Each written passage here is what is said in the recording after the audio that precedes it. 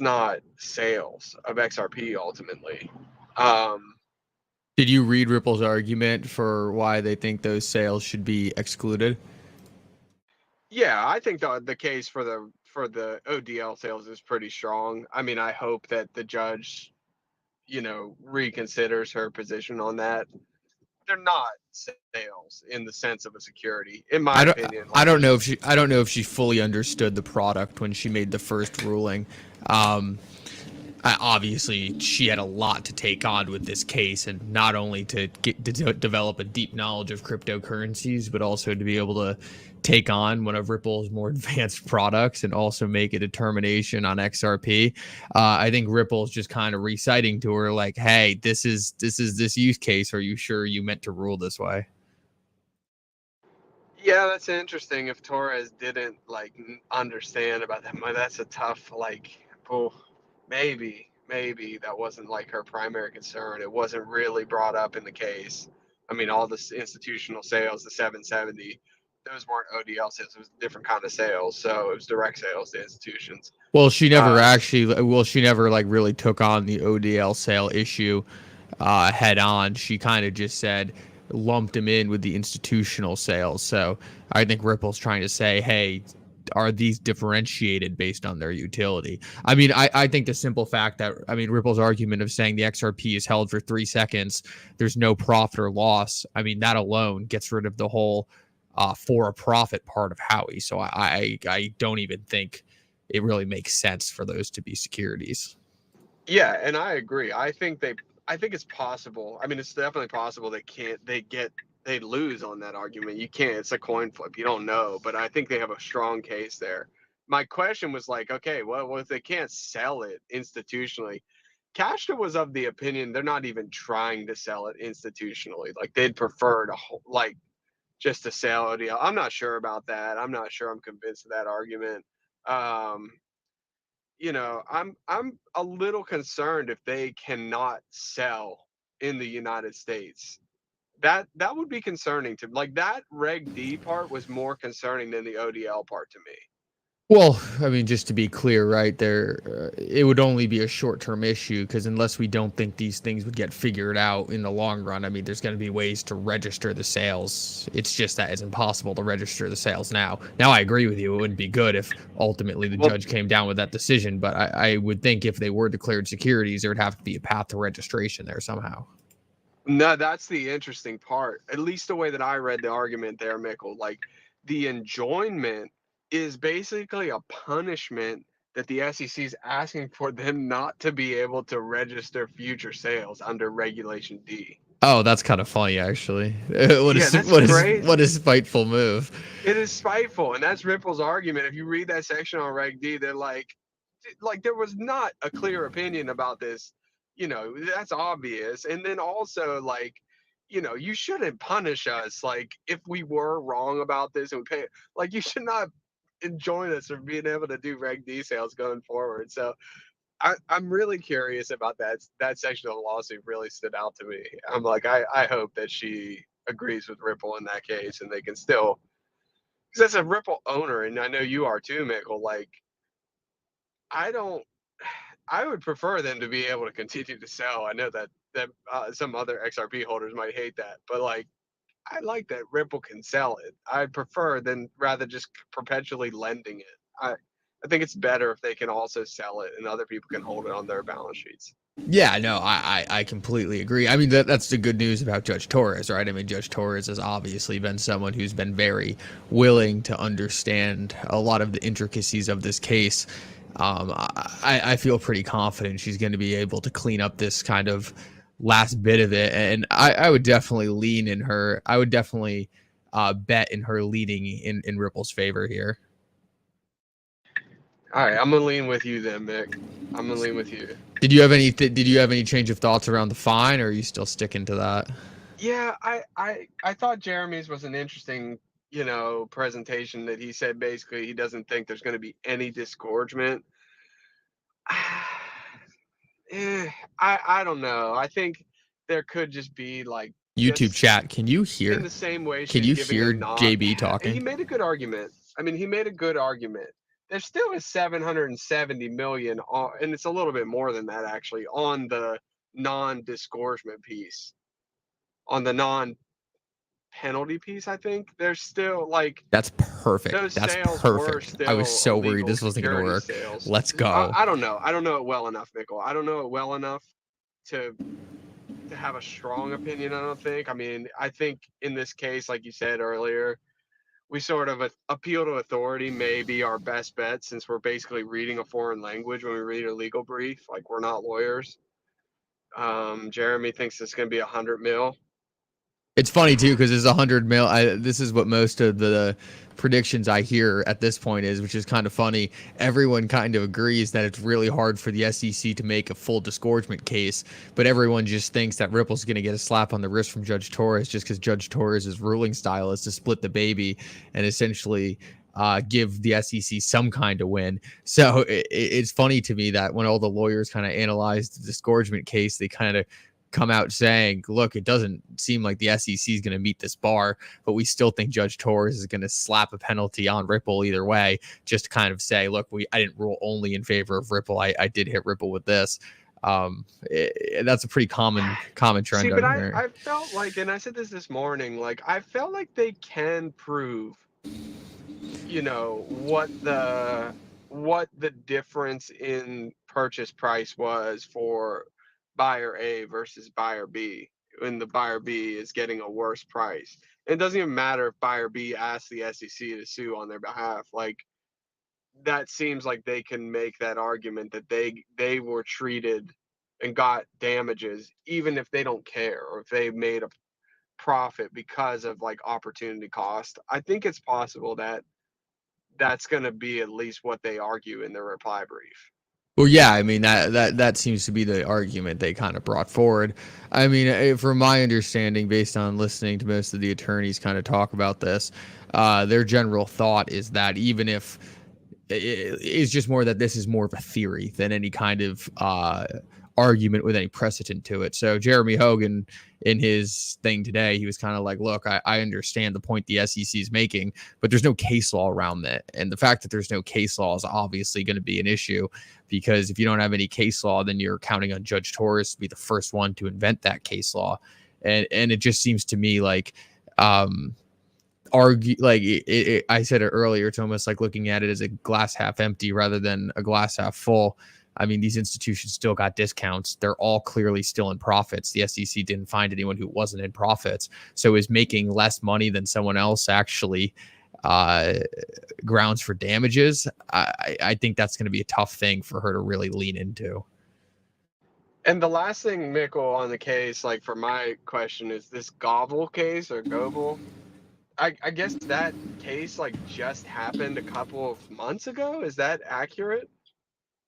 It actually happened a while ago, and then the SEC. It actually happened a while. I think it was like 2 years ago, and then Ripple brought it up, or someone brought it up in one of the crypto cases, and the SEC was like, no, don't touch that. We are appealing this. Like, please don't use this. And then the SEC lost on appeal to the Second Circuit.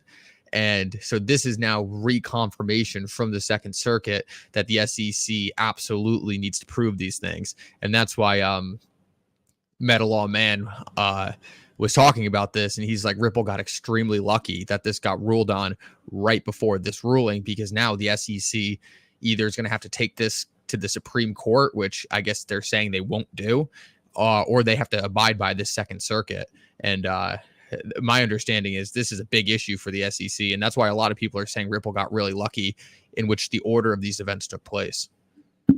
Well, I think we have an exciting bet on the table, Mickle, and let's see how it plays out. Jeremy threw 100, so if Jeremy's right, you're gonna win. If he's wrong by 50, I might just sneak through the back door. I don't know. We'll see what happens, but I think we'll be a little bit higher, but who knows? But I think it's exciting. I just saw you hosting the space. Thought it was pretty cool. I usually don't see you at late night. I was just driving home from a gathering, and But I'm gonna jump off, Mickle. But I just wanted to say hey and see what you were up to. You're gonna leave me alone here, JV? I couldn't even. You didn't I even stay. You didn't even stay you long weren't enough for me to relying on. convince Wait, someone wait, else wait, to wait, come wait. talk You to got me. Daniel here. You got DS. I mean, they're German, so you know there's a bit of a language battle. They can, you know, they're pretty sharp guys. You got Yassine. He's been following the case.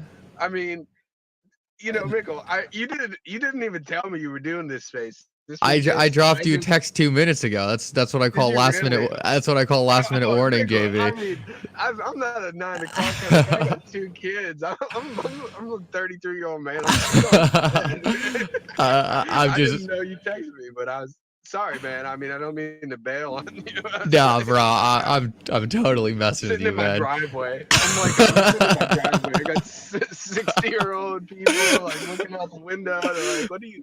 Yeah, I'm going inside. I'm going to chill with my wife. Oh, But that's good, JV. Have a good night, man. you too, bro. Talk to you. Yeah, talk to you later. All right, there you go, YouTube chat. There goes to Twitter Space. All right, now I gotta go convince someone else to come talk to me. Someone start blowing up Cash's inbox or Vet. Get someone in this space. Get someone in this space. JB had to ditch out. Also, there might be people requesting, and I'm just on desktop, just not knowing how to look at that. So maybe that's something I should be investigating right now.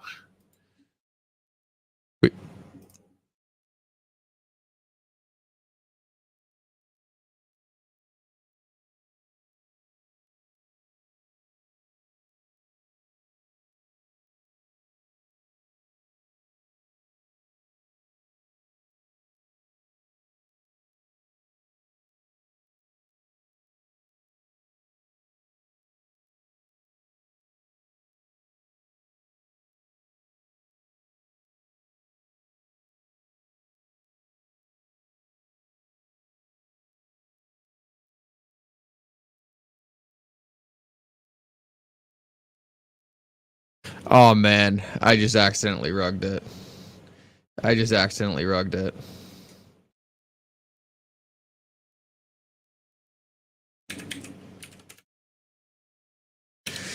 This is what happens when you do things for the first time, boys. You mess things up. You mess things up. We just rugged it. We'll fix it though. We'll fix it. Oh.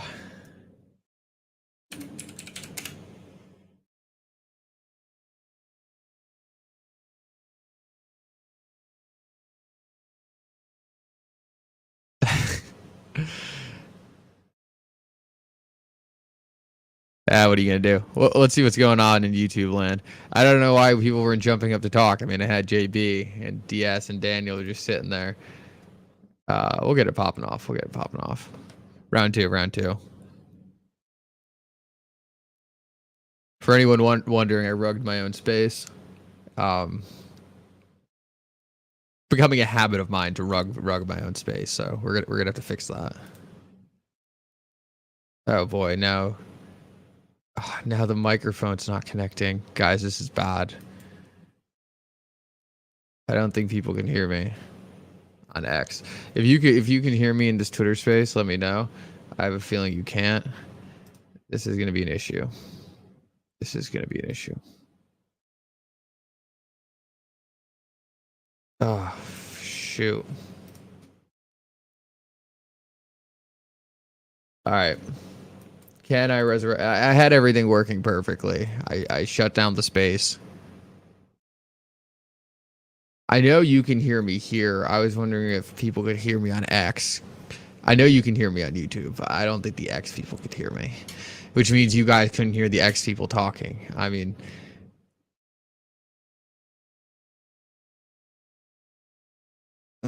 I can't believe I rugged it. I cannot believe I rugged it. Yeah, I know. No X volume. All right, we'll try one more time. It was a great idea in theory. It was a great idea in theory.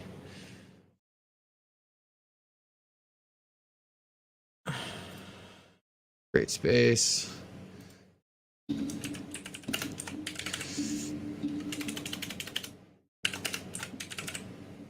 Un momento.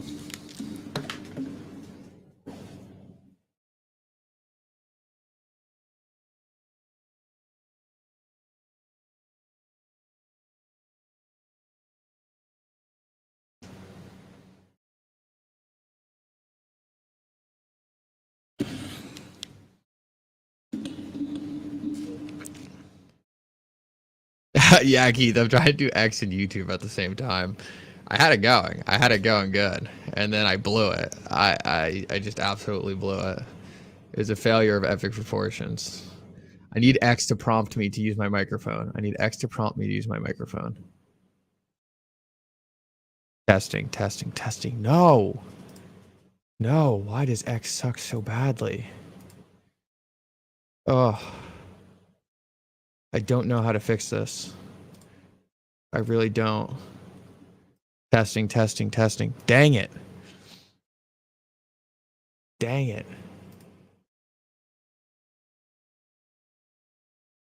Um,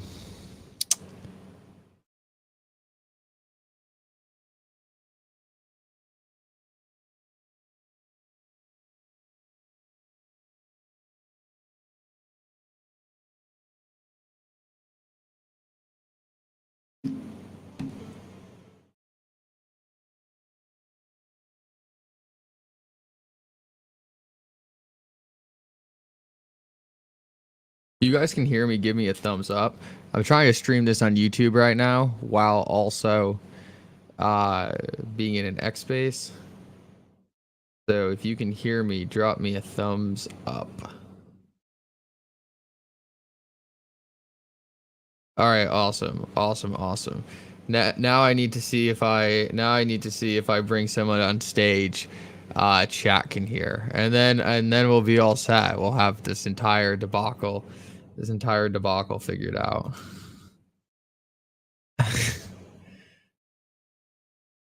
This is funny.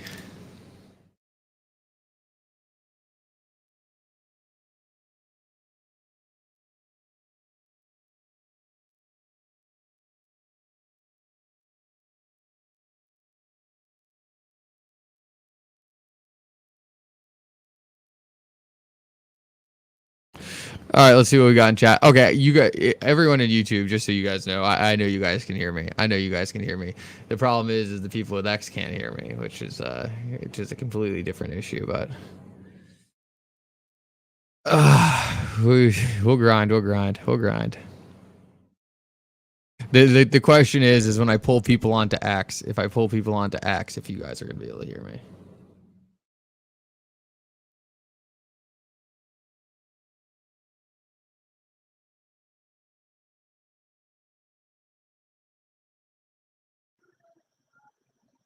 Hey, what's up? What up? How you doing? I got to test to see if my audience on YouTube can hear you. So, let's see. Let's see. Give me a little testing sooner. Sooner, can you give me a little testing? I want to see if my audience on YouTube can hear you. There we go. Yeah, it's we got a little echo to it, but I can hear you. Awesome, awesome, awesome. Okay, cool. All right, we're back on page. How you doing tonight, man? I'm doing well. First time I've ever been a speaker on anything like this, so I appreciate all your content. I always try to catch those live. Sometimes I catch it late, but either way, I always end up sneaking in and watching it or whatnot. And love all the interaction you have with everybody on here. And I recognize a ton of the names. Oh, awesome, man. Well, good to have you up. Hopefully, we can entice some other people to jump into the conversation. Considering JB left me high and dry, but something was wrong or what? I'm like, no one's talking, so I thought maybe something was messed up. That's why you rugged it. Oh, well, I messed it up like 10 times trying to figure out how to get my mic to work on YouTube and X at the same time. But, first times for learning. Oh, we got Guardy in here. Hopefully Guardy can jump up. Guardy will talk my ear off for hours. So that's exactly what we need right now. Yeah, I just had one question that was kind of, maybe there's a good answer to it, but I'll just go ahead and ask that. Whoever wants to jump on, they can. Oh, yeah, shoot. Go for it, man. Okay. My question is, it almost seems to like, maybe I'm wrong, but like say a company sells something to Walmart, a good or a service, and company gets Walmart a better price than say they give my parents' store or a smaller mom and pop place. So in other words, their price margins are different, maybe because they have more expansion, bigger audience or bigger people selling to. So they buy a lot more at the same time. So my question is, how would that not be in turn the same thing that they're trying to say Ripple did by giving different prices to different institutions. I mean, hopefully that makes sense. But I mean, you get, you know, $2 cheaper for an item, and then a mom and pop place has to pay $2 more. That would kind of be the same concept, wouldn't it? Oh yeah, you're articulating it perfectly. I mean, obviously Ripple was selling XRP cheaper to institutions that were willing to put in massive purchase orders, and you see this with a lot of different things. The reason the SEC is trying to frame this as a bad thing is because they couldn't actually find any investors that were hurt by the sales of XRP. Um, they're resorting to this theory that hasn't actually been proven yet in an attempt to kind of try to make their case for disgorgement. But if they had actual investors that were hurt or harmed by the XRP sales, I think it's much more likely that they wouldn't be going down this path. So I think you point out the very obvious thing here, which is that what Ripple did here really was more just common sense rather than anything necessarily illegal. It almost seems like it would open up a precedent to where my parents could go sue, and say Walmart got them the company that sold the Walmart. You know what I mean? Like it's almost like that's I think that's the biggest drawing of straws I've ever seen. Like you said, I have a feeling they were, pretty much from listening to everything, they're out of options. But I mean, Yeah.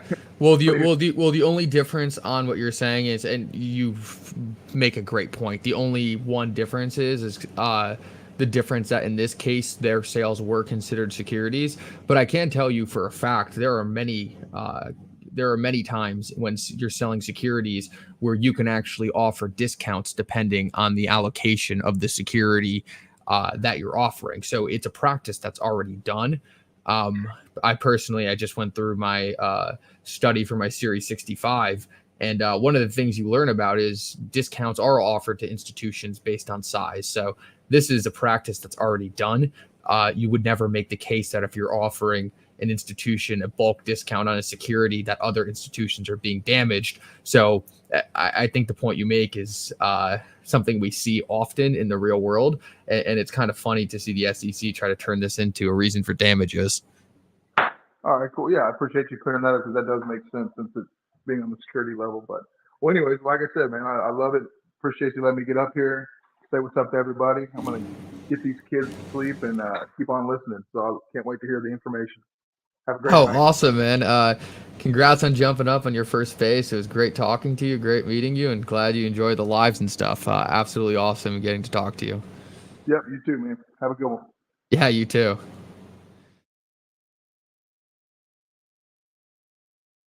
All right, good. I'm glad that worked generally for the most part. We gotta get some more people to take the bait and get up here. But you guys were able to hear that all right? Oh yeah, my room is 1,000,000 degrees right now. I'm totally sweating. I'm totally sweating. I'm totally sweating. You don't have to put me on blast there. You don't have to put me on blast. This room is hot. That's what happens when you stream 24/7.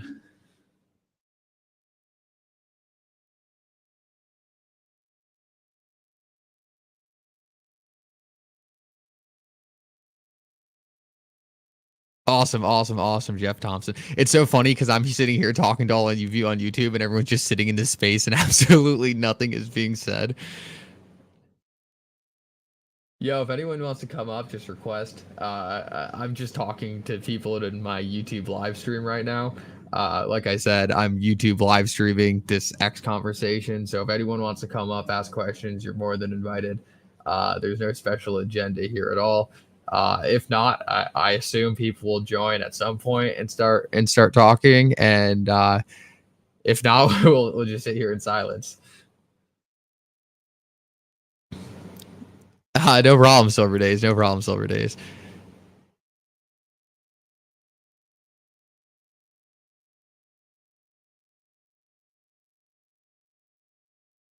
XRP, yeah, HFAR has been ripping. HFAR has been ripping. Good day for HFAR. Good day for HFAR. Guys, go blow up that. All right, cool. We got someone.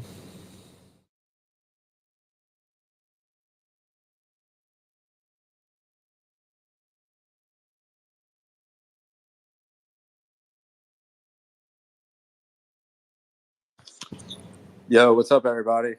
What up, bro? How you doing? Good, man. Good. I just want to congratulate everybody that understands the utility aspects of DLT. I think we're very early investors in something monumental here.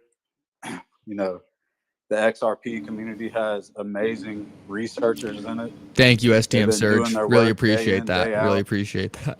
Buy yourself a Digging up desk fan. documents and doing due diligence in this space, and to really see what these large institutions are actually building out behind the scenes. They're trying to keep it down low, but if you read the documents and you keep up with the large institutions, you can see that the world has really taken a grip to this Internet of Value vision. And it's almost like even the BIS and the IMF are kind of pushing the envelope to get this done, regardless of what demographic people live in, their regulations might be a little different. I think Mika is going to be kind of the copy and paste that we're going to see with a lot of the big G7 nations and the G20. But on my radar, today was a great day to be a utility guy. We saw H-Bar get some attention. That was nice. XRP Ledger building out the DeFi protocols can be extremely bullish eventually on the price of XRP, as we're going to see it rise through the DeFi utility, and it's pretty much game over with atomic settlement and lending and borrowing. So I think XRP has it will be the DeFi chain for institutions to plug and play. If you're a large institution, you got multi-millions of dollars in custody at Medico, and the company can offer you 10%, 20% on your holdings, you're going to take it. So it's only a matter of time until regulations come and Ripple allows these institutions to plug and play on the XRP ledger in a very safe manner at some high-level custody. I think that was very well said. One of the things I've been saying about Mataco that I like a lot is we kind of have this really, really cool space age financial system being built here. But the problem is all the money and all the assets reside in the traditional financial system. Being able to build out custody for a lot of the traditional financial system players is going to allow Ripple to onboard these institutions and onboard their assets into the rails of kind of their choice. Obviously, the institutions are going to have a part in it, but Ripple kind of helping them build the infrastructure is going to be able to kind of funnel them to the XRP ledger. And I think you make a great point. Ripple building out the custody is massively bullish for them taking control of a lot of these assets in the TradFi system, and then ultimately helping to move them over into the DeFi system. It's playing out really, really well for kind of building that infrastructure layer for institutions, which I think is something we've been talking about for a long time, but yet to see develop. But it seems like for the first time, like you said with the H-Bar news, institutions are really starting to take notice, and it runs a lot deeper than just Ethereum or just Bitcoin. It seems like they're ready to build out a bit more here. Man, agreed. 200% agreed. All I can really do is, follow that up, with some more bullish sentiment. Honestly, I'm a long-term investor. Maybe a few people here know me, maybe not. My name's Andrew. I actually live in South Alabama. I'm from one of the smallest Native American tribes in the United States. And, it's about two families out here, but we built a multi-billion-dollar casino chain internationally. And I just want to say, long story short, when I look at Ripple, I see all the qualities of a company that can, walk in this new world that they actually help build, which is amazing. These guys are truly innovators. And I just got to give a hats off to anybody that holds XRP, because it's not easy. I tell the people all the time, other chains get a lot of pumps because there's a lot of VCs buying the coins. But when it comes to Ripple, the VCs and the private equity they're attracting is a little bit more on the mature side. So they're actually buying like Ripple equity. And then, XRP is going to be an actual use case coin. It's not going to be a speculative thing. it's really amazing to see take place. But I'll let anybody else come up and speak. That's awesome. I just wanted to let you guys know, that XRP will take its place. You know what I mean? Don't let it slip by. Great, great insight there, Andrew. Really cool story about the casino, also, man. Great meeting you. I don't know if I want to try to pronounce your name, but whoever KH is, go ahead. So that's a Georgian word, Georgian name. It's Halumphrey. It's a very old Georgian name. So this is just a personal story. A couple months ago, I was in a group setting at work, and I started talking about cryptocurrency to this guy, and specifically started talking about XRP and how it's going to be a bridge asset, this, that, and the other. And the guy goes, "Yeah, you're right." And I said, "Oh, you know about XRP?" And I'm not going to share the guy's name because he was very early in on crypto, but I didn't believe he was who he said he was. And he showed me his Twitter, and then he opened his personal email, and he had a personal email from who's the CTO of Ripple, Joe Katz. And he said, the email said, "Hey, next time you're in San Francisco, stop by for dinner. My wife and I would love to see you." And so I took him to dinner, and we were talking about XRP and Ripple and, Bitcoin and this and that and the other. And he kind of confirmed some rumors I'd heard and, told me, "No, I don't think that's true, this and that and the other." But we were talking about like the ultimate price of XRP, and, he just did some, I was like, "Hey, do you think it can hit $25? And he goes, "How much do you have?" And I said, "Well, I have X amount." And he goes, "Yeah, I can see you getting this amount with that." And he goes, "Wait a minute. I calculated it at 250. I said, "So you really think 250 is going to happen?" And he goes, "Yeah, without a doubt." But I mean, the dude's legit. He had Forbes articles written about him. It was one of the coolest experiences. No. Very very interesting. That's a cool story, and it's kind of funny listening to that. It kind of shows what a small world it is. Very interesting. I'd like to press you on who it was, but obviously I'm not going to do that. You can hit me up offline, and I'll tell you. I've actually tried to reach out to you on your live streams before, but it's so hit and miss with all the scrolling. But if you reach out to me, I'll let you know. I'll give you more details. Awesome. I promise not to dox it either. I'll have everyone on this space in my DMs begging to know who it is. That's legitimately that's a tenth of the story. I pressed him on some other stuff, and he said that he thinks he had some Bitcoin out of Satoshi's origin wallet and stuff like that. If I go too much further, somebody's going to guess. But if you hit me up on the side, I'll let you know who it was. Awesome. I'm definitely going to be doing that. I just dropped you a follow. That's a really... You'll tell me on the back end, Michael. No, don't. Sorry, poor. I can't snitch, man, or else no one's going to want to tell me their secrets anymore. Hey, Mickle, what's going on? Hey, can we confirm that this whole H-bar pump was just from speculation, not from utility? Yeah, because they didn't even do anything. I mean, they didn't even mint or tokenize anything. It's no transactional volume, so yeah, it's just speculation. Yeah, that's definitely speculation. So imagine, when XRP makes its moves, right, and there is utility behind that, it's gonna be beautiful. Well, as I see it, right, it's a lot of speculation for sure, but there's also the fact that the closer you can get a blockchain or a crypto asset to someone like BlackRock, the more likely BlackRock's going to be offering services, investment options, and all kinds of different products later down the road. So the fact that BlackRock is saying that they're putting a money market fund on HBAR just shows that HBAR is actually gaining some kind of relevance in the traditional financial system.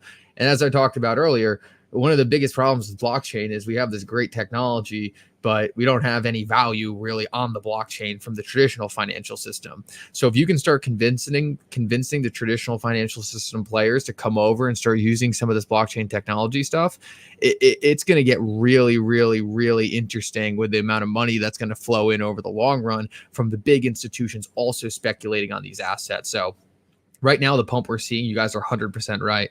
All speculation, but I think it's really, really good news to see players like BlackRock really taking this approach of, hey, we're here for utility and we're here to actually use these blockchains for tokenization.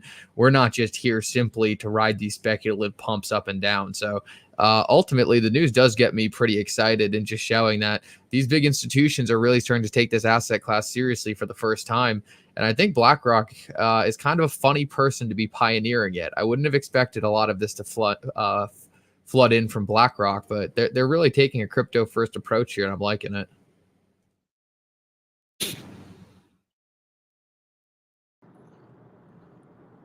So let me ask you a question, Mikkel. Now, I mean, we all know that JP Morgan Chase, BlackRock, I mean, can we refer to them as the anti-ripplers? No, I don't personally think so. Look, there's a lot of speculation on why the Ripple SEC case was filed, and there's some ties to like JP Morgan and stuff.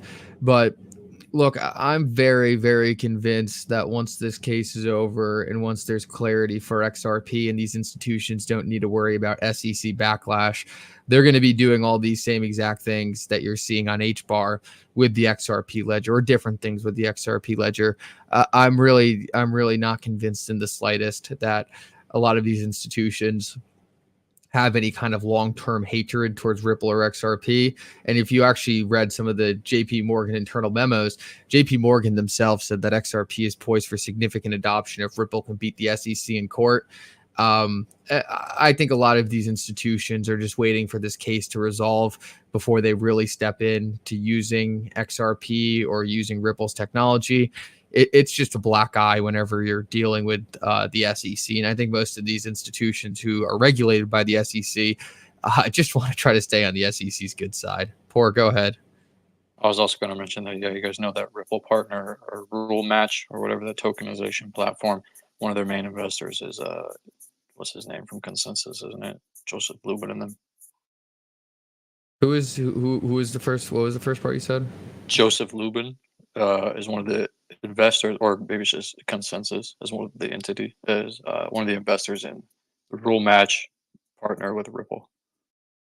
Oh, interesting. I know Consensus does have a lot of investments around there, and BlackRock too. One of the funny things about BlackRock is like BlackRock has like hundreds of millions of investments, and whenever I see anyone see a crypto project that's invested in by BlackRock, they're like, "Oh, this has to go to the moon." It's like, yeah, well, BlackRock, that's like one million for BlackRock's portfolio. So you just sometimes it can be very significant, and sometimes it's just like, well, just happen to be there. Yeah, I was just saying that as part of the whole like anti-Ripple agenda, when really it's, on the back end they're all just kind of like friends and they're working together. It's all business, Yeah, I think it's all business too. One of the things that the XRP ledger I don't think gets enough credit for is just how massive the community and following around XRP is. All of these financial institutions at the end of the day are going to be creating a lot of these products to create profit. And to have a massive community and massive following around a digital asset is clearly going to bode really well for actually creating things like ETFs and investment products around XRP. And I think the second we see any institution file for any XRP related product, we're likely going to see kind of a flood of other institutions trying to mirror it, because it's kind of just a race for thought space at the end of the day. We saw the big race for the Bitcoin ETF, the big race for the Ethereum ETF, because once you capture a big ticker and some early liquidity, you kind of just take the lead as being the stock market's version of the cryptocurrency. You can't afford to be late. So I hope we end up seeing kind of that same cascade of events with XRP.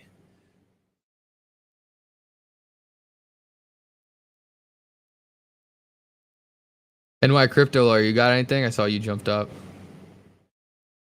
Hey, can you hear me? Yeah, I hear you loud and clear.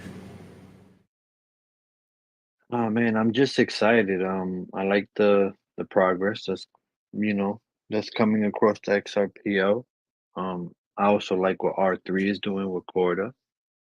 I like what Flare is doing. I'm just extremely bullish on interoperability and us, ironing out what protocols and what standards we want to follow. That's kind of where my mind has been the past couple of days. Oh, I You know, figured. because Oh, yeah, yeah. No, I got a good interoperability thing too, and I hope I can use it to drag Daniel onto stage. Daniel, I want to know if you could use atomic batch transactions, with Axeler, which is a cross-chain bridging protocol, to create a kind of derivative version of atomic swap. I know I got overly excited about the word atomic swap being used in one of Ripple's releases recently, thinking that they were going to create some cross-chain functionality.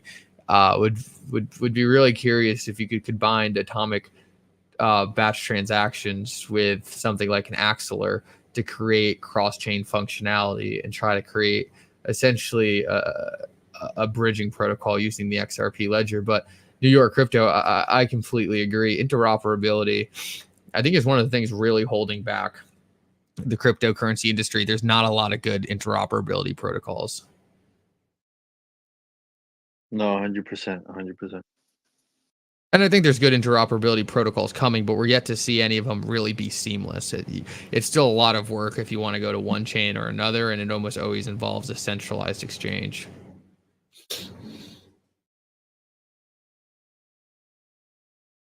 Yeah, once you have the bridging together, it'll just create the fluidity and speed up the velocity of all the liquidity. So a lot of it's all fragmented right now. Yeah, and it just makes it hard to use your assets where you want to use them. Like, I mean, I have some assets that I would love to put in the automated market maker, but obviously those assets can't go in the automated market maker. And it's both ways, right? I have some assets that I would love to be able to use in DeFi platforms on other chains, and you can't do it. Unless you get into these weird derivatives, and then you have to go to these different platforms to use those derivatives, and it's just a headache that ultimately I don't want to deal with because I have other things I have to do with my day. But if I was able to just seamlessly swap between them all through one centralized interface and be able to take advantage of the protocols I wanted without having to overthink about how I'm going to get from protocol A to protocol B and whether or not I trust this specific bridge, I mean, I think that's going to reduce a lot of the friction in this industry. Oh, 100%, 100%. That's why I kind of tell people, yeah, we're early. Yeah, it's good to kind of watch the progress, see everything unfold, but build. If you want to see something build, it's time. It's time.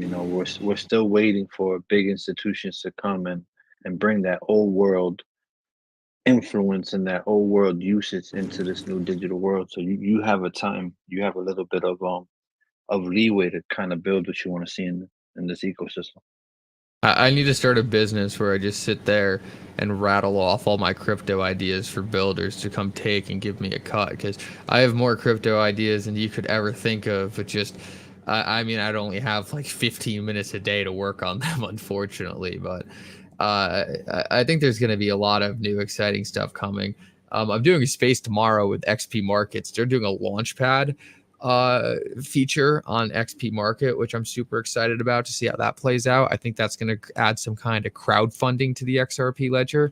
And I don't know if you guys have been on their site yet. They also have like a Tinder version for NFTs where you can swipe right and left on their NFTs. And I just think it's such a good idea. It's so fun to just sit there and learn about all these kind of new NFTs on the XRP ledger. And even if I'm not like specifically like looking to purchase one, it's just fun to do. Like when I'm bored, I just sit there and kind of swipe through all these different NFTs. So I think XP Market is blowing it out of the water. And I'm really excited for this launch pad that they're going to introduce tomorrow.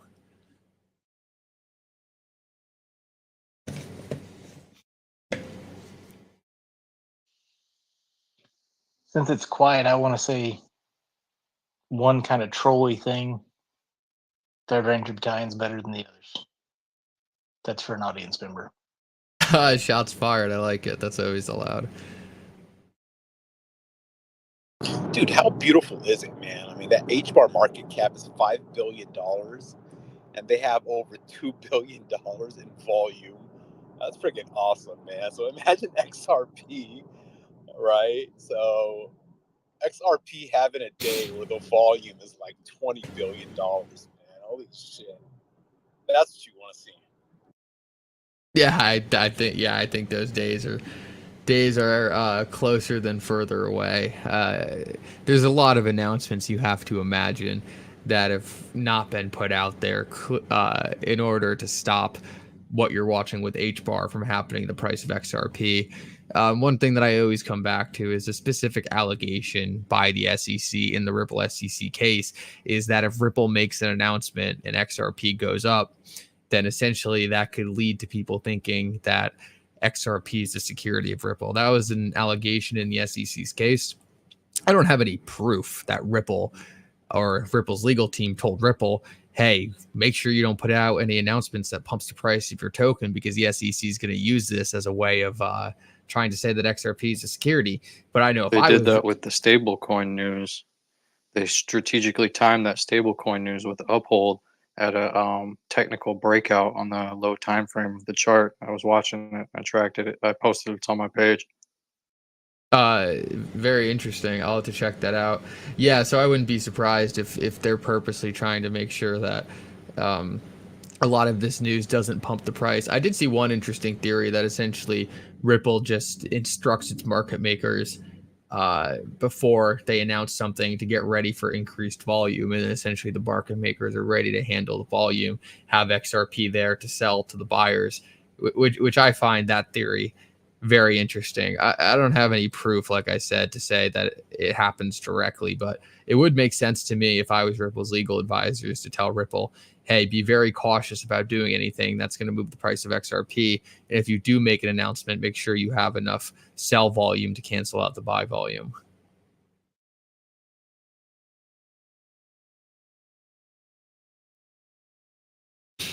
You can also look back and look at the announcements that really caused XRP price to move as of recently. The two I can really think about was the fake BlackRock ETF news, which clearly Ripple had no idea was going to happen, and then the other one was obviously the end of the Ripple SEC case, which Ripple couldn't time either. Those seem to be the two things that really caused an increase in XRP's price. I wonder a little bit whether that's because Ripple wasn't able to inform market makers to be ready for that kind of liquidity coming in, or they just didn't really need to be worried about it because it wasn't a Ripple announcement. So obviously, if Ripple's not making the announcement, there's no way you can come back to the SEC saying, oh, this is the thing that increased the price. So that's something I've been speculating on a little bit. But it is interesting. That's why they released that stablecoin news through proxy from Uphold, and then they posted like 10 minutes later from their page. So you're saying Uphold posted the stablecoin news first? Uphold posted the stablecoin news first at exactly 6 a.m. Pacific Standard Time on a technical breakout of the low time frame chart, and Ripple posted it 9 minutes later. Very interesting. Poor, can you link me to that post so I can check it out? Pinned to the top. I pinned it at the top. Oh, perfect. I gotta bring up a new speaker real quick. Rector, get your butt up here. Stop pretending like you have things to do. Hey, Mikkel, speaking of, what's the deal with Uphold's pre-IPO? Man, that thing is like tanked in price. Uphold's pre-IPO shares? Yeah. What were their what were their I didn't know about this. What was the market cap difference? Well, I got in, but I'm down. I'm down like 60% on my investment with the IPO, with the pre-IPO. I think that they're currently at a little over $3. Hey, what were they trading at before? Hold on, I'm opening up link too, but I'm driving at the same time. It's dangerous. So stay safe first, Crypto Radish. We don't need any car accidents. Does anybody know the price of the Ripple equity right now? So their implied valuation, dude, it's only $1 billion. That's it. I swear, I would have thought that it probably would have been more. $1 billion is not bad for Uphold. If I was to look at Robinhood right now, which has probably more customers than most fintech brokerages out there, and I know Uphold's not a fintech brokerage, but Robinhood's only $15 billion valuation right now. I would guess Uphold's close to 15 times smaller than Robinhood. It doesn't sound completely off to me, but one thing we always need to consider when we're talking about pre-IPO shares is they're very illiquid. Link 2 gets its shares, essentially buying from employees or anyone who can sell the stock. So some employees are just willing to sell the stock at lower prices, and therefore Link 2 can offer lower deals. Some employees sell at higher prices, so Link 2 has to offer higher prices. But the secondary market, it's hard to value companies accurately based on that. Now, the ranges are always going to be close, but that sounds just like the volatility of the secondary market. I mean, to be completely honest with you, Radish, for lack of a better way to say it, it just sounds like those original shares were probably a bit overpriced on the secondary market. Yeah, I think they are too. Because I'm looking at this right now, like Kraken is valued at 20 billion. Surprisingly, the Nasdaq is only 29.3 billion. Wow, that's it. And Robinhood is 11.3. Yeah, there's a bubble going on in the private equity market. The Nasdaq? Is that actually the Nasdaq's already public, right? You're looking at a public chart. I'm looking at a public chart. Yeah, competitive landscape. Coinbase 49.7 billion. And Nasdaq 29.3 billion. Yeah, that shows you why a lot of these TradFi people were so scared of crypto right there, Crypto Radish. The fact that Coinbase came out of nowhere and is already surpassing the revenue of Nasdaq is insane, but it's all about the growth. Coinbase is growing hundreds of percent year over year, putting up billions of dollars in revenue.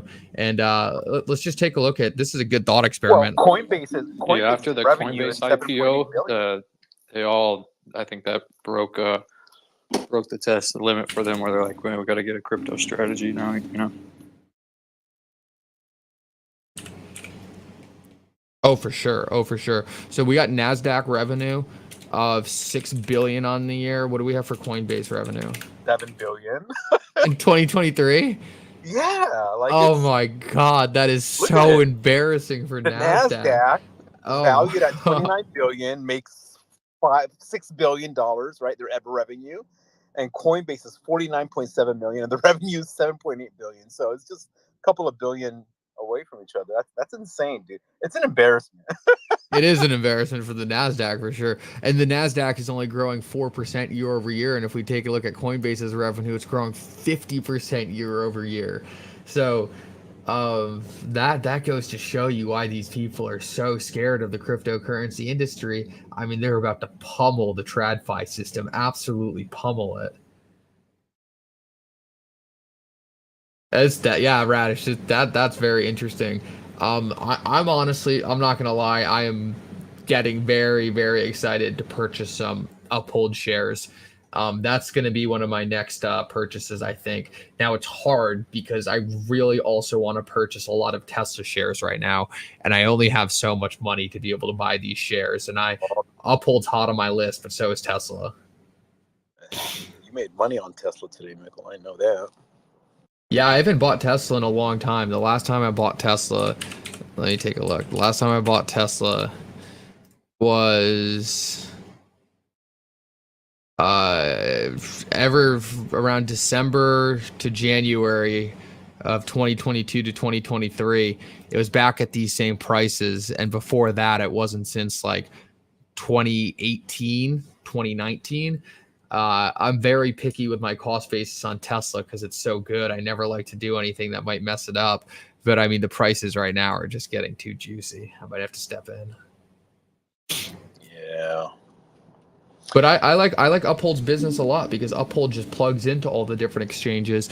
It's essentially a liquidity hub kind of player with very, very good custody, it seems like, in terms of their proof of reserves. So I like Uphold's business a lot, and I think Uphold's going to do very, very well in the future. So Uphold's a company that is definitely caught my eye.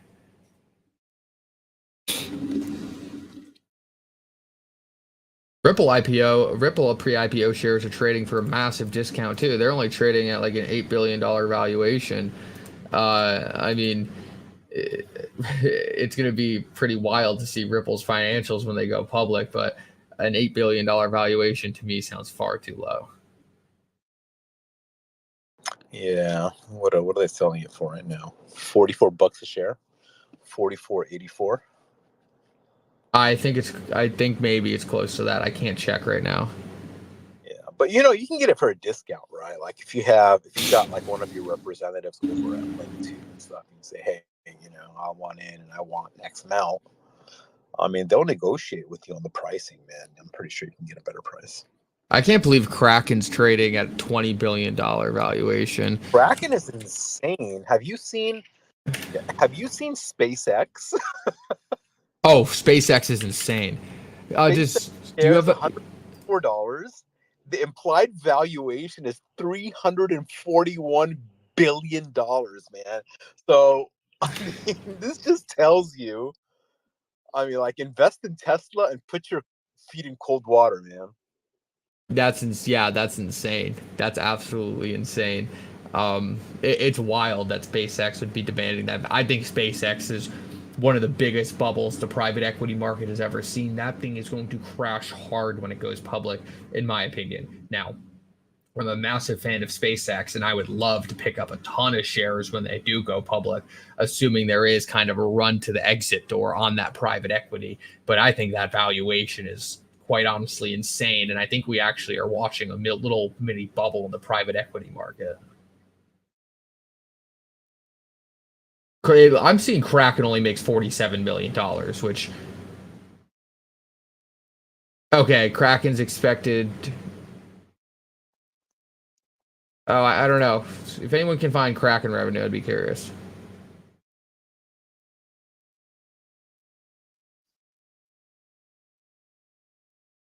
I found it. Is it as low as I'm seeing? All right, so their valuation is 5.5 billion, right? But it's trading on Link 2 at 20 billion, right? What is it? I thought you said on Link 2 was 20 billion. No. Oh, I'm sorry. Their implied valuation is 4.4 billion. Oh, I thought you said 20 billion. That's why I was so confused.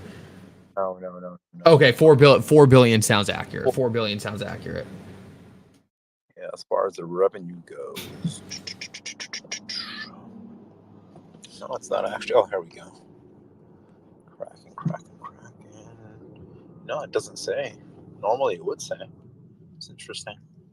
I found some reports on kind of on the side that look to give us an estimate. It seems like it's probably around a couple $100 million. That makes sense on the valuation. That all sounds about right. It's checking out. I thought they were being valued at 20 billion on the market, which seems sketchy to me. That seems sketchy to me.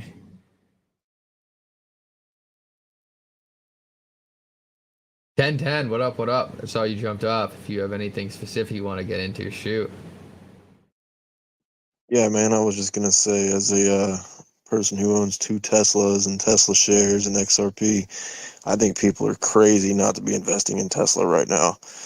I mean, the stuff they have going between Optimus, their cars, their robo-taxis, renting out your car as a robo-taxi to earn income, not to mention their energy department. I mean, battery storage, all of it. It's crazy people are investing in them right now. That's all I got to say. Were you on the wait 1 second, Radish? Were you on the earnings call earlier today, 10 by 10? Yeah, I listened to a little bit of it. Not all of it yet.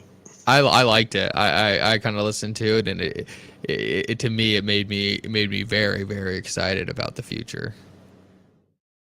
It's just crazy, man. The technology that they have, guys. Thank you so much for sticking around. The brains they have involved in that company is just otherworldly. I mean, their cars are next level. And the Cybertruck, I mean, I know people, don't like the look of it all, but dude, the technology in that thing is insane. It's just literally next level. And of course you got, Tesla engineers working on SpaceX. I mean, it's just, the company's nuts, man. Everybody needs to get in while they can. 10 by 10. Try Gonzo, that's on funny. Turo and renting a Cybertruck and see how much you get. Guys, make sure to drop a like on the stream. Really helpful. Really helpful. The Cybertruck is going for over $1,000 a day if you're gonna rent it. That's crazy. Wow, that's crazy. It's actually a little crazy that people were so bearish on the Cybertruck, and now we see celebrities all over posting with it, like Katy Perry and Katy Perry and Kim Kardashian. I mean, I never expected to see Katy Perry and Kim Kardashian rocking the Cybertruck. That was not on my bingo card. Talk about some of the best free advertising you could get. Trevor, man, what up? What up? You're welcome to jump in. It's eye candy, man.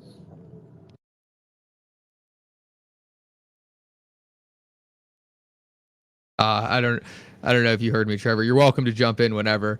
I know I typically see you on those Mario spaces in the morning. So if you got anything, feel free to jump in. Man, what a day. I feel like all I've heard is bearish sentiment from Danish, which is he's a listener here, so I'm gonna be sensitive to that. But like being fair to both sides, right? And this is the reality is like we're in a position both long and short where there's opportunity on both sides, right? Guys, this is funny. We have the TradFi people you've coming got in a right now. We lot have the TradFi people lot coming of into the great XRP space. opportunity. Volatility is something that when you know that there is uncertainty, you have to play it. So I want to be conscientious of the fact that the guy who leads a lot of spaces closed his shorts and will appreciate that. But the reality is that like I think a lot of people in this space from a technical level probably saw a lot of great things with Tesla, coming down to the 140 level, 145 on a technical bit. You're probably going to go long. It's oversold. RSI is way oversold. And from a pure, like, if you're a long bull, I mean, I remember getting heavily discounted from Kevin O'Leary saying, this is like, you got to put an oxygen mask on, if you want to compare this to anything else. Everybody on Wall Street thought this was the biggest bogus stock in the history of like anything, right? Like they were like, "Oh, this is the biggest bullshit scam, Ponzi scheme thing out there." I mean, I remember talking to people saying GM and Ford will acquire them. So, in all fairness, like the reality is like the people who thought this was nothing are starting to realize, all right, GM, everybody else has adopted the notion that the EV space is real. There is some sort of infrastructure, there's some sort of proprietary infrastructure that you can create off of this. It's not just like a passing, right? And I'm not saying that we're going to like negate the horse and go to the, vehicle here, but I think the reality is that everybody that wants to participate in the EV revolution is looking at this saying, all I right, have no idea we doing have that. It major sounds like it's going to headwinds, go on for a while. in order to overcome this, right? We have massive consumption issues. We may not be as efficient as we think we are. So I think the reality is that most people that are looking at where we're at right now in terms of just EV adoption is correlated with the things that are related to high tech revolution in the EV space, which is often conflated with the stuff that's around, autonomy and, robo taxi, etc.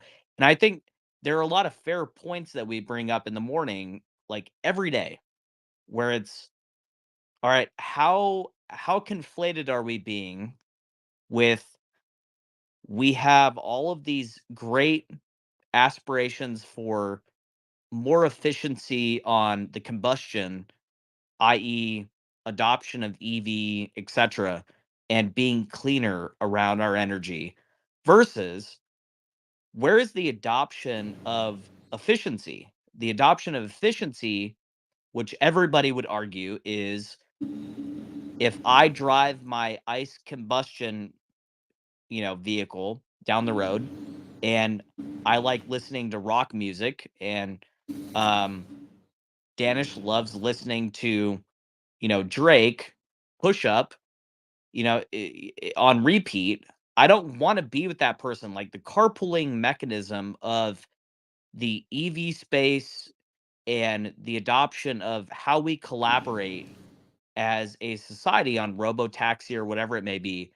There's a lot of complexity around the incentivization of, are you willing to adopt an EV because it will drive itself more efficiently, or are you willing to be in your ICE vehicle because you have an adoption of more incentive to pick up your neighbor? There's been a ton of studies How do I done, tell this dude to and shut I, up? I don't want to, overtail the space here. There's been a ton of studies done around how do you incentivize people to adopt the idea that in the event that you are going to work, let's say you're in a metropolitan area or you have to work in a metropolitan area and you're in a suburb, you What have on to earth is drive this guy 30 to, talking about? 30 minutes to an hour and a half. This is insane. If you have to adopt that notion, is there ever a place where you are willing to give up riding every day or 5 times a week with another individual? And if you are, great. It may be a train, it may be another vehicle. Are you willing to do it? And I would love for anybody on this space to discuss this, because I think this is something that is not talked about often that we have to talk about. Well, I mean, if this is to drag Donishov here, I mean, I'm glad to have Donishov here debate Tesla or crypto. That'd be interesting. But no, I generally agree with you when it comes to a lot of that. I mean, I think a lot of the change in sentiment around there, and this is an issue with a lot of assets I see, is just the difference in people who focus on assets more on a short-term basis versus a long-term basis. I think a lot of people like, I mean, I think Donish made probably a good amount of money getting Tesla on the way down. And if anyone wants to try to profit off intraterm volatility, I mean, that's definitely a move you can do.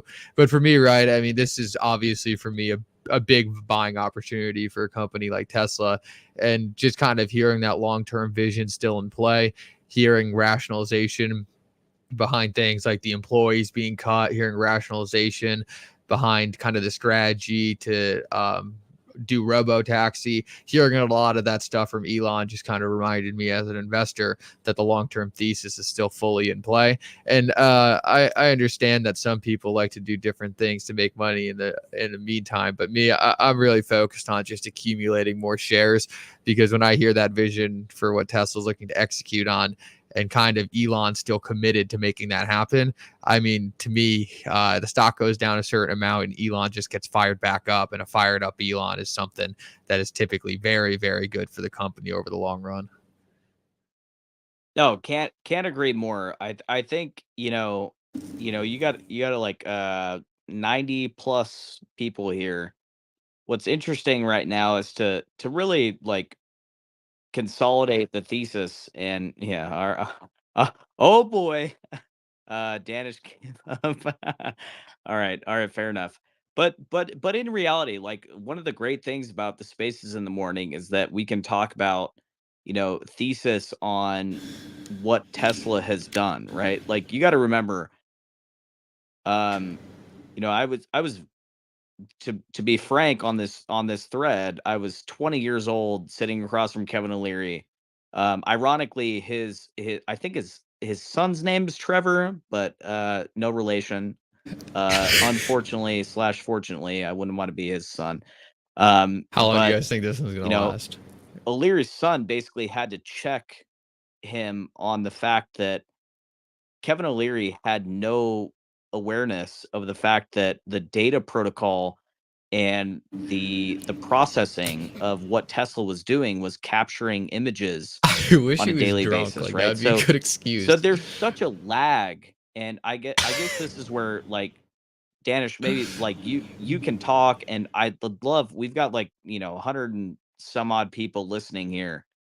Like I would love to discuss the reality of, is it realistic if you are a Tesla bull or a crypto bull or whatever it may be?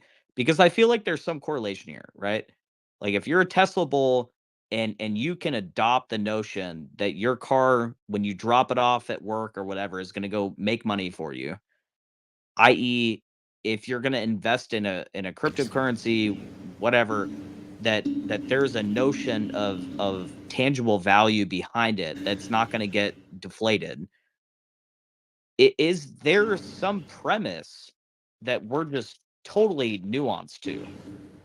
Let me just say, I really like that the roles have flipped here, and now I'm the host and Donish is the speaker. So really enjoying my newfound authority here, and Donish, take it away, man. Good to have you. Thanks. It's been kind of funny because people open spite stores and Curb Your Enthusiasm. I did a spite short. If people know me, I like literally never do shorts. I find it weird to even think about doing a short. Donish is cool. I'm Donish is glad cool. you covered. I covered. I did the short very publicly. Donish is Matt, cool. who I spited, actually has a screenshot of my original short because I was like, you know what, and I did make a ton of money on it. But it's There's so much respect for that, because the love that I have is, and Mikkel, you'll appreciate this, is like, not everybody understands what's going on at the level that I feel like Donish and the people that we get on every morning with is there's opportunity. It's long, it's short. You don't have to always love it 100% How bad of the would that be time. if I just kicked him? You can realize that it's overvalued. You can realize that it's undervalued. Oh man. And Jay comes on, who's an amazing This dude analyst, is a and looks at snorer. everything from like, hey, Daniel, you can protect this from a dividend coverage. You can, there's so much speculative love on the long and short side that Danish can say, hey, look, I am not against the stuff that Tesla is doing, but right now there's a lot of unknowns that have a lot of downside risk, and I'm going to short that. But guess what? If it goes down 50% and I make a lot of money, I'm going to cover because I'm not a dumbass. And I feel like that's where Danish is at. But I will say, and I said this very publicly too. Number one, you were mentioning about crypto. It's interesting. I used to be very confused about crypto. I think my big approach has always been that I question all my priors. As Mikkel will tell you, all good learning algorithms do. Right? And so you have to always be questioning your priors. If you think you're right 100% of the time, you're never going to learn. And so I think it's been very obvious to me that that is the reason why this is working. I made a big move on Bitcoin at 38K, still holding. Thinking about now. Do you think you're going to be a long-term holder of that Bitcoin, or do you anticipate that being more of a trade? I'm just learning, Michael. I don't know. The one thing that made me interested in it was the Sharpe ratio. So essentially it doesn't act, it's an uncorrelated asset, which is what's super interesting about it. If I find other parts of my portfolio that can do that, dude, I'll do that in a heartbeat. You know what I mean? Like it's not even, honestly, I mean, you know me well enough now, Michael. I literally don't make I make moves on governance. I do find governance to be very important. I think if more people invested in good governance, we'd actually see some of these companies that could have been avoided. You think of your WeWorks and others, and so I think there's a lot of companies out there with bad governance. That was my big short on Elon and Tesla. Was based on that. Hey, they need to figure this out. And honestly, between me, you, and 100 other people in this room, I think today I listened to the call. I have to say it. It's funny because I don't have a position at all right now. But guys, the one big thing that was obvious is that Elon is back. He is back to taking over. And I'm not that bullish on robotaxis. I think they're overselling it. I think he's going to underdeliver again. I'm not so bullish on FSD. I know that people that have used it love it and it's great, but no one's going to buy more cars because of FSD. I think robotaxi is going to take longer than expected. I think the the cheaper vehicle is going to take longer than expected. I am definitely, Mikkel, you and I both know that the humanoid robot is not going to be up for sale by 2026. Like, we know this. Oh, absolutely not. I had 2 years to whatever Elon says. Exactly.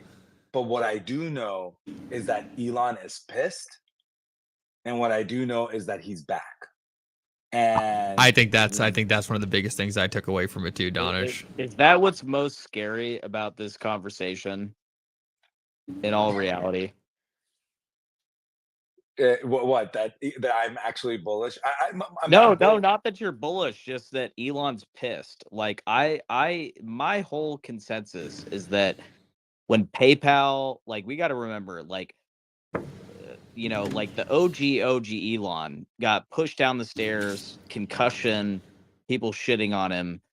He went from the basis of where he was at to, all right, like, yeah, you want to disrupt the fintech space? Great. All right, here's PayPal, right? Him and Peter Thiel, create PayPal.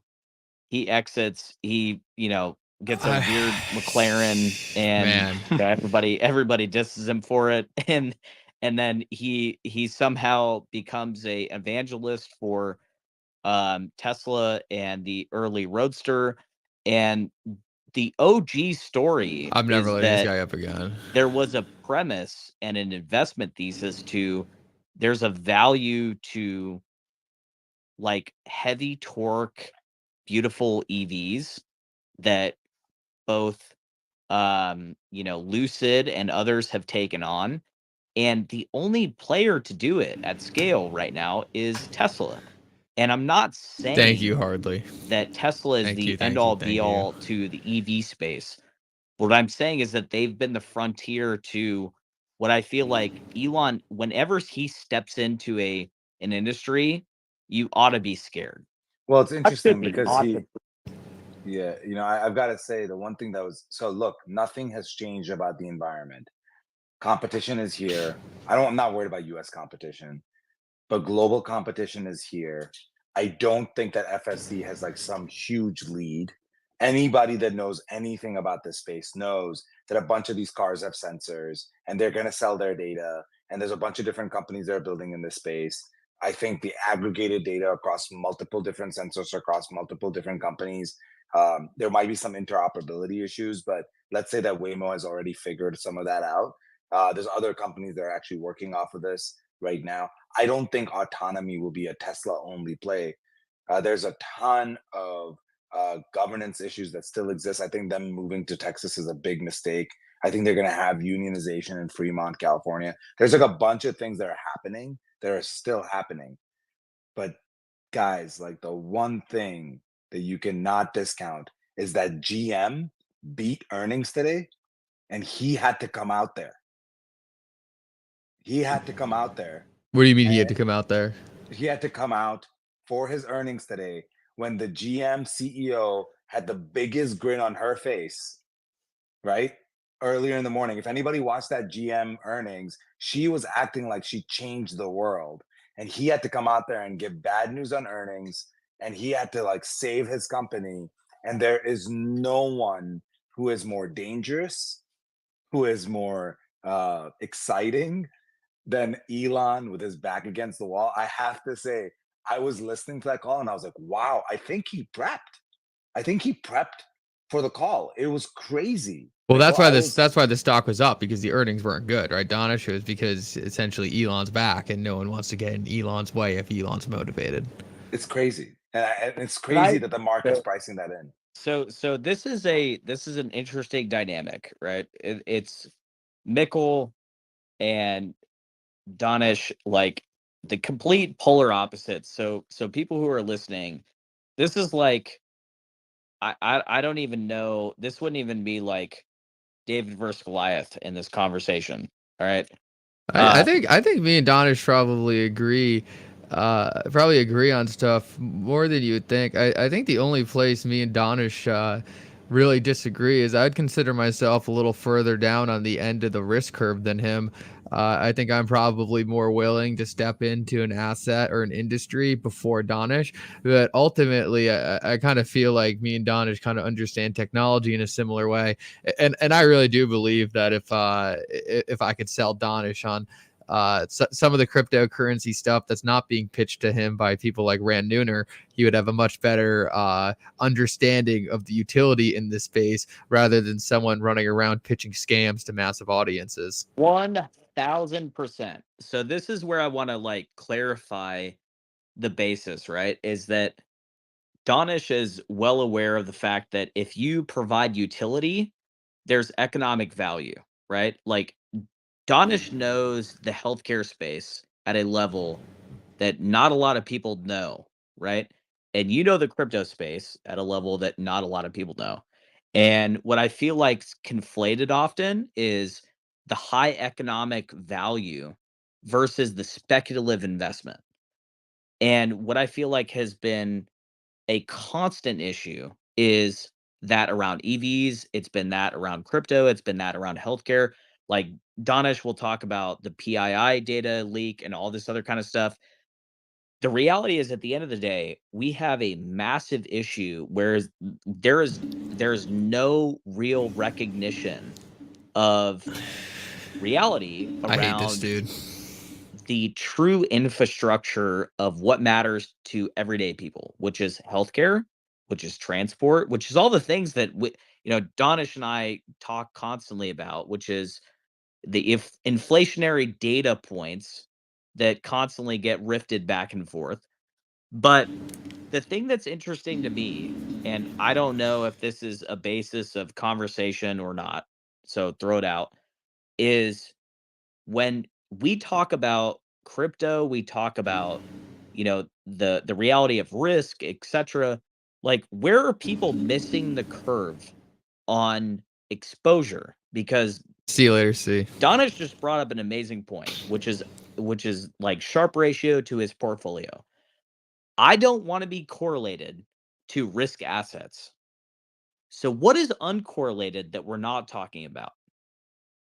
Well, I think it's a good question. I don't know if, like, I think the problem with crypto is like, and Donish experienced this is I don't even know if it's necessarily correlation to risk assets. I mean, I think it's just right now, if you look at something like Bitcoin in a portfolio, it just produces gains that no other asset over its time period has even come close to. And Donish, I would assume that's a big reason why, on top of kind of institutions adding legitimacy to the industry by the addition of these ETFs, that was probably a big reason you were able to step in. Yeah, I mean, it was again. I'm looking at the I'm not even kidding. It was when someone pointed me to Thank the you, Sharpe STM ratio. Surge. So for people that are listening, Sharpe ratio is looking at essentially how things correlate to risk assets. And so the higher the Sharpe ratio, the less correlated it is to risk assets. But it's also, then the higher that number becomes, the not only is it not correlated to risk on assets, it's also not really correlated to risk off assets. So what you want is a higher Sharpe ratio. Anything above 3 is like great. And I don't know if I did a good job of that. You guys can correct me. But very unusual to find an asset that consistently stays above 3. I mean, it's like unheard of. And Bitcoin, for some reason, has been doing that. I think it's because of the cult following. I'm actually not sure. I think it might be because of the hodlers. But there's something really interesting about how people always find a way to increase their holdings, and that's showing up in the actual behavior of it. I will say, since the ETF, Mikkel, it's starting to act less like that. In fact, the Sharpe ratio has consistently gone down since the ETF. The inflows from TradFi have actually hurt Bitcoin, like a Donish, lot. what are your thoughts on cult followings around an investment? Because one of the things I've noticed through my time in investing is it seems like cult followings can actually be very, very powerful for any kind of investment, because you kind of have this floor of people who are just always bullish and always willing to Yeah. purchase the equity, and it kind of in a way almost creates kind of an unlimited funding for the company. Well, I think of it as like how I think of network effects. So when people think about, everybody in the world understands buy side economies of scale. What explain what that, like, just what we call economies of scale, right? Like the more of something you buy, the cheap one gets, right? People give you a deal for volume.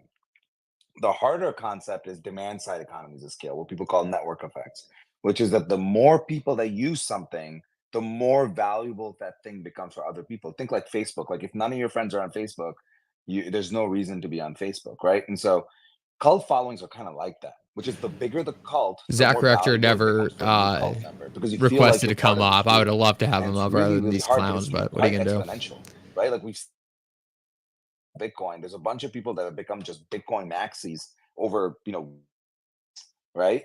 Just like that, with Elon. I was making a joke that like every Indian uncle now has a Tesla, which by the way was like one of my masterpiece tweets. That's one of my favorite tweets of all time. But like literally every Indian uncle in the neighborhood will get a Tesla, and they usually get a white Tesla, by the way. And they all are driving the same car, but it's because there's a cult following amongst that group. And once you see one of your people doing it, you all want to get it. And think like that is real. There's no doubt about that. That is real. I just think that people over rotate on it a little. And it's hard to put a price. I don't claim to put a price on it. But yeah, do I think that Tesla is going to collapse? Absolutely not. Do I think that Bitcoin's going to collapse? Absolutely not.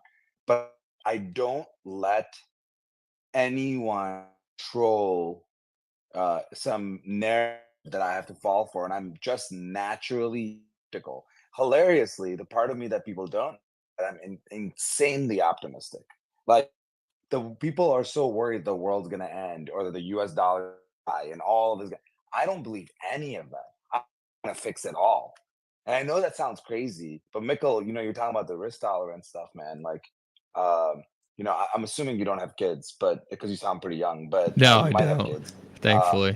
yeah, I've got a kid, and I gotta tell you, like your risk tolerance goes away. None that you know of. But I was gonna say that your risk tolerance goes away quite quickly once you have something that you want to build a life for, right? So like it changes like your entire mentality, and I think that um, a lot of people don't put that into perspective. I think like it's not that I don't like taking risks. Trust me, I do. I just think differently because my goal right now is to build something worth leaving, right? And I think it's just like that and all that stuff. And also, I my role being very, very different on these spaces. It's funny. I've got to tell you, like, actually, one of the funniest things is, I'm a physician, but I never talk about my business background. But like, I happened to be involved in a company called Schoology, which exited and went public, and I was involved in Doximity, which then went public. And so like literally like completely changed my life. I now have a startup that's, Series A and later. And so it's like I just never talk about that, but I love business. I think business is incredible. I think it's fascinating. I actually think of like economics as like a very core level. And you know what I love about Elon, for example, is that he loves first principle things. And I've like dedicated my entire life to that, right? Like it's fascinating to think about how much people think I hate him when I'm just disappointed that the guy that could fix it all. I wish I was in his shoes. I wish I had that level of brain power because I'd be making very different decisions. That is the only No, thing that no, upsets me no, about it. no, you wouldn't. Come on. No, No, I no, really would. I you really wouldn't would. though, because the pressure of everything that you had to provide would be you being president and you being the person who everybody conflicted with on political views. We sometimes discount the fact that what he goes through is not necessarily, it's not the basis of just business, right? It's politics. And I think he has to play the middle field for a lot of political bullshit. Let's be honest.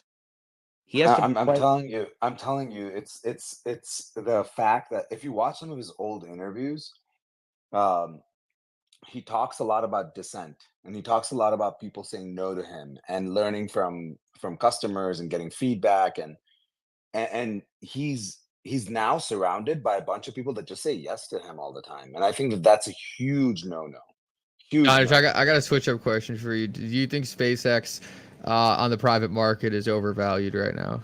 No, You don't think so? Because I was not at looking at all. it $130 billion valuation, and I thought that was kind of crazy. You I don't think think? that's No, low. no, You think not at that's all. low? Really interesting. Because we Agree were with talking, that. we actually specifically in this community. I don't know if you've heard of it. It's a platform called Link2. It's a very great application for buying pre-IPO shares, and one of the investments on Link2 is SpaceX to get those pre-IPO SpaceX shares. And I thought that valuation was high, but it's interesting to see you take the counter argument there. I bet you if you I don't want to promote any one platform, but there's a few platforms that you can buy secondaries on. I bet you could get secondaries for cheaper than that, but and I'll check before I send over any. But you have to be an accredited investor and all this other stuff that I'm happy to kind of share separately. But the reason why I believe it's very undervalued is because the leadership at SpaceX is incredible, right? And they have 100%. long-term government contracts. They have a very good system in place, and they have very clear goals. The goal is very clear. When you think about the massive transformative purpose of Tesla, it was to accelerate the XRP Peaky transformation Blinder, of that's so sustainable funny. Yeah, driving. no teleprompter. That I was the just go out my original plan. videos That has raw, already just sort of say what's started ever on my happening, mind, and just but kind of where let they're it flow. So, losing their mission. oh, Now, you're look, good. You're good, autonomy, Valerie. I'm right? just kind of It's doing not a about Twitter EVs space right anymore. It's a now little and bit figured I'd confusing. live stream it. There's really SpaceX not that much still going has on a here. long way to We were go. They talking about gotta get to XRP, Mars. and It's these gonna take guys some kind of time, hijacked the and along the conversation. way, they're gonna build And now I'm just tremendous ignoring them talking enterprise to you value. guys. It's the one thing that I really, in fact, you're kind of inspiring me right now to go buy some secondaries in SpaceX. I think it's incredibly undervalued. One thing that people don't talk about is all the companies that are built on top of SpaceX's infrastructure already. Varda is an example of a company that's building new drugs in space. It's led by the guy from Founders Fund. I can't remember his name, but you know, literally there are certain drugs that cannot be made in regular gravity, and they have to be made in microgravity. And they enable that. And guess what? The process they're using. They're using. Guess what? Launch system they're using. They're using SpaceX. Obviously, Starlink, which is generating millions in revenue, is worth billions already. So all of these companies are built on that infrastructure. If you stop looking at SpaceX as just think, there is no other company that can provide transportation for all these industries. So then you start thinking about how much money we're really talking about. I think SpaceX is incredibly undervalued. You want to hear the crazy part? I think SpaceX should be valued higher than Tesla All right. I know New York because crypto. growth is the key. Yeah, New York crypto threw their hand up. I just want to throw this up. So when Elon was smack dead into Tesla and left a big portion of SpaceX on the table, the head of business development, who was at SpaceX, left, and we had a Yeah, guys, ton of great I actually like conversation. And Donish a this is what lot. I'd love to Donish talk provides about. some good insight about the He private was equity a part market. of about 10 venture Trevor is the groups slowest, most that boring I was a talker I've ever part had. of I'm gonna that try to were rotate him talking out of here about, ASAP. like mining, crazy material on Mars, like the most esoteric things you could think about an investment possible for space exploration. Like this guy was talking about. He was the head of sales slash he was like the number 3 or 4 business person at SpaceX. They didn't have the type of management that Donish is talking about. And I want to be clear, like this is the XRP type of Peaky Blinder, stuff they that can't when you see realize, questions on X. all right, like It's Tesla just me at running the one point was space. there. I'm just being way too nice to him. PayPal at one point was there. I should just step in and SpaceX at crush one him. point was there. And But then I'm a I nice had guy. the opportunity to talk to somebody who was at SpaceX, who is no longer there, who's doing, like 10 times the more esoteric stuff. What is difficult to often realize is the fact that Donish, who's probably the most speculative investor on Tesla, is saying that SpaceX probabilistically may be worth more than Tesla because of the long game. And this is often the conflation that we as a society, when we look at traditional investments, are strung by. I know, Daniel. Is I'm way too nice. we look I at should have things fooled in this terms guy a of while ago. prior But assets what are you gonna and do? You live and you learn. He evolution won't come up from again. 1 to 2 to 3 instead of 0 to 1, which is Valerie a says, Peter do it. Thiel mentality. But the basis of going from something that is never created to something is a basis that is grand. And I often will say I don't to know. This guy's like sounds like he's Danish like writing a and in poem. crypto and the like Make your above point. is we often discount in the premise that Donish says, I'm going to short Tesla, but I feel like SpaceX might be a bigger and grander, larger valuation than Tesla. That I don't think people in this space realize what that means. So in the basis of everything equal, like I think you have to take a step back and realize, like, if some of the best investors from, let's just say 2000, exit 2008 are saying, yeah, these assets are a piece of shit. Like, vividly remember Kevin O'Leary saying that Tesla was going to fail in 2019. Didn't happen. And then he lost half his ass on the short. And then his son, who is also named Trevor, had to Thank explain you, to him Steve. what the technology value is. But this is what the community is doing. And this is where I feel like we're falling short as a society, is explaining, look, it's not just the thing that you're used to investing in. It's the value proposition of what. Oh man, I don't know what happened to Trevor. He just disappeared. New York crypto lawyer, take it away. Hey, before he goes, I just gotta say bye. I gotta head out, but appreciate the conversation, Mikkel, and you gotta come back to the show, man. I will be on there for sure. All New right. York crypto. What were you saying? You want to jump in? No, yeah, you guys were going in on Tesla and SpaceX and kind of just stirring the pot on the fact that Elon is focusing on, being a network specialist.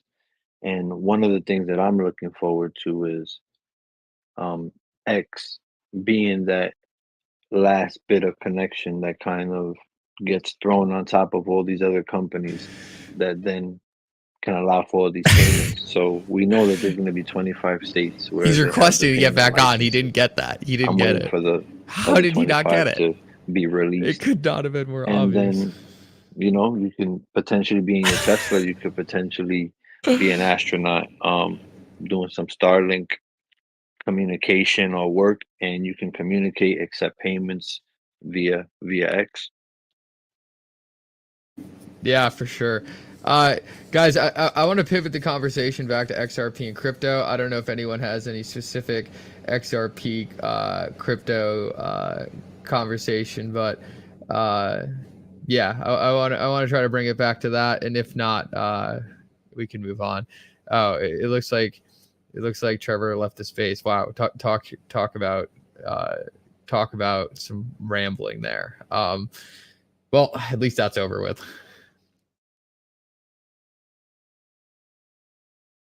Familiar. I saw you jump up. You got anything?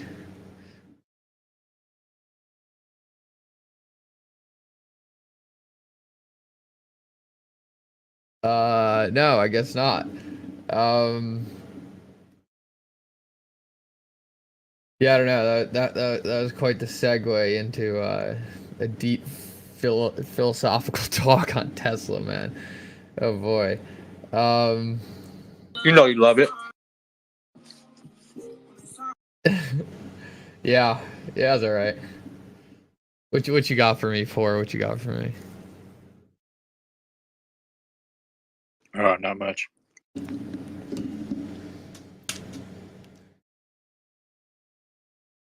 All right, guys. Well, honestly, I'm probably gonna wrap up the space. It doesn't seem like too much is going on. Thank you guys so much for coming. I hope you guys enjoyed the conversation, even though it's kind of hijacked a bit. Anyway, hope everyone has a great night. Mikkel out. All right. Well,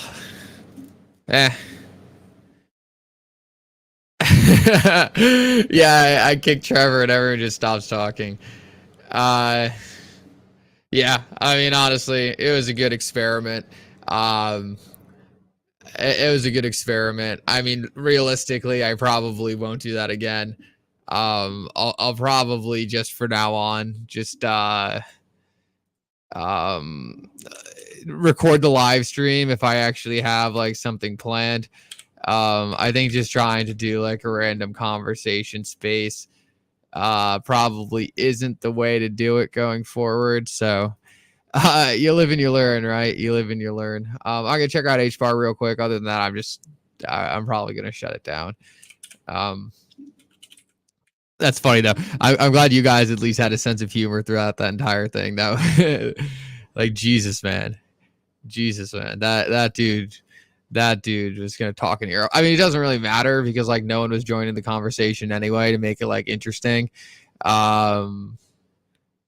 Unfortunately, but people I guess are just busy tonight. So, it's really not the end of the world. HBAR at 62 cents. Things look really good with HBAR, guys. Really good. I was seeing some people call out this kind of resistance zone as being an issue for HBAR. I don't know. We'll have to see. It looks like to me HBAR is getting ready to kind of make a move through this, but one of the things that I wanted to say to people, guys, is it's very likely HBAR is going to continue to trend up and move up with the bull market, but just understand there's going to be pullbacks along the way. So you always got to be careful of buying vertical candles, and getting it on the pullback is probably the way to go. Thanks, Steve, man. Oh, guys, I'm not even sharing my tab. Wow, I am just blowing it. Here we go. This is the HBAR chart I was looking at. This is the resistance for HBAR. Obviously, we had this breakout right here. Likely going to be pullbacks along the way. We're already kind of witnessing a mini little pullback here. But overall, I mean, it seems like HBAR is going to be one of the cryptocurrencies to perform in this bull market.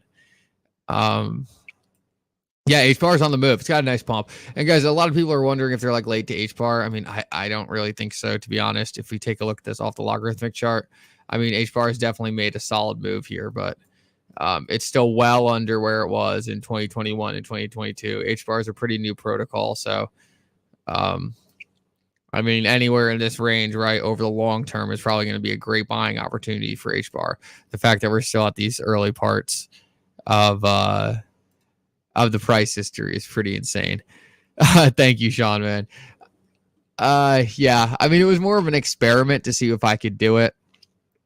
I do have a very interesting live stream with XP Markets tomorrow at Twitter Space, so I might live stream that. That should be hopefully a much better conversation.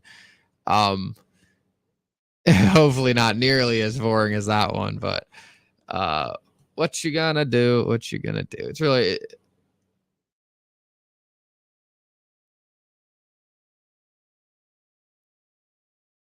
dude, Trevor just DM'd me. He said, would love to talk offline about if you have any stats on beta for crypto. Feel like something I talk a ton about. Please come invite me back.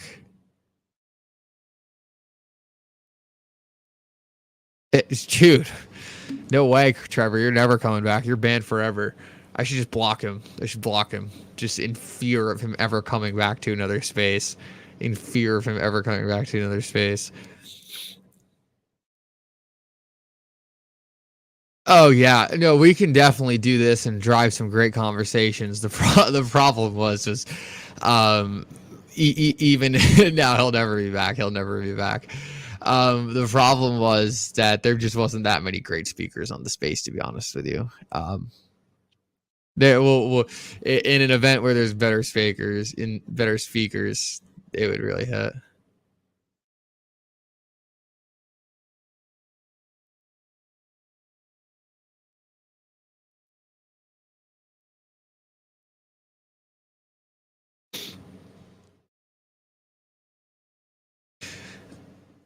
Get Jake Claver and Zach Rector. I've been working on Zach Rector. Zach Rector's got to work on Rector's got to work on getting his channel back right now, unfortunately. And Jake, I'm so guys. I got to reach out to Jake at some point, man. I got to reach out to Jake. I have not put in enough effort in getting Jake on the channel. Would have been a good thing to do tonight rather than this, but we'll get that going. We'll get that going. Zach Rector and Jake. Honestly, both of them at the same time would be really cool.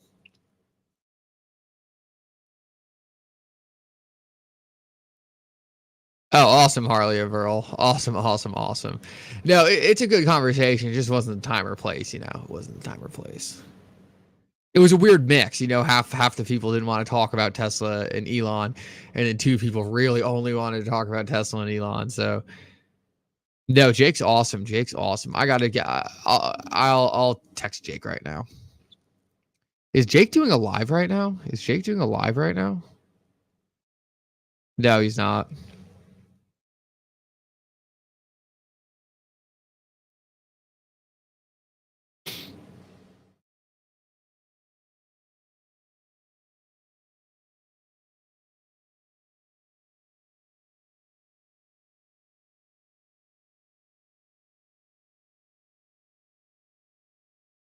No, Zach's a good dude. I like Zach. I'm texting Jake right now.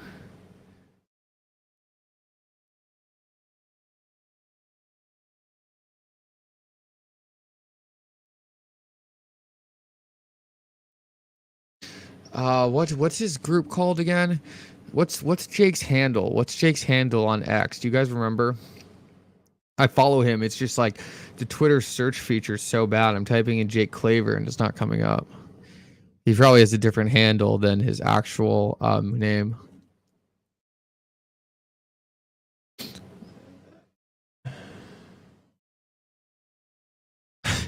I can't believe Trevor texted me, "Please come back."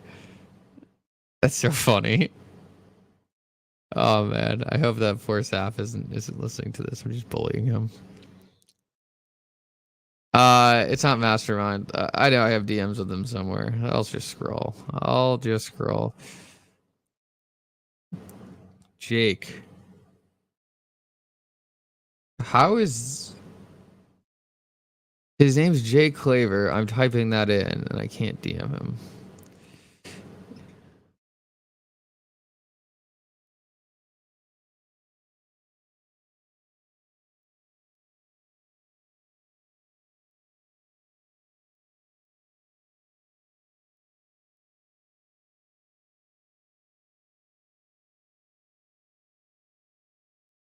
I just hit him up. All right, guys. I'm going to shut down the live stream. Hopefully, this is the most boring live stream that I ever do in my history on this channel. Thank you, Peaky Blinder, man. I just got it. Thank you.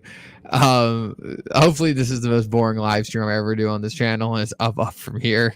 I appreciate you guys for hanging around. I know some of you are probably sitting there thinking, oh, it wasn't that bad, but this is more of an experiment to see how it works. Got sucked into the conversation a little bit. Didn't seem like there was a lot of people around anyway. So guys, thank you so much for coming. I hope everyone has a great night. Tune in tomorrow. It'll be a normal live stream. Thank you, Silver Days, man. You're the best. All right, I'll catch you guys later. For now, Mickle out.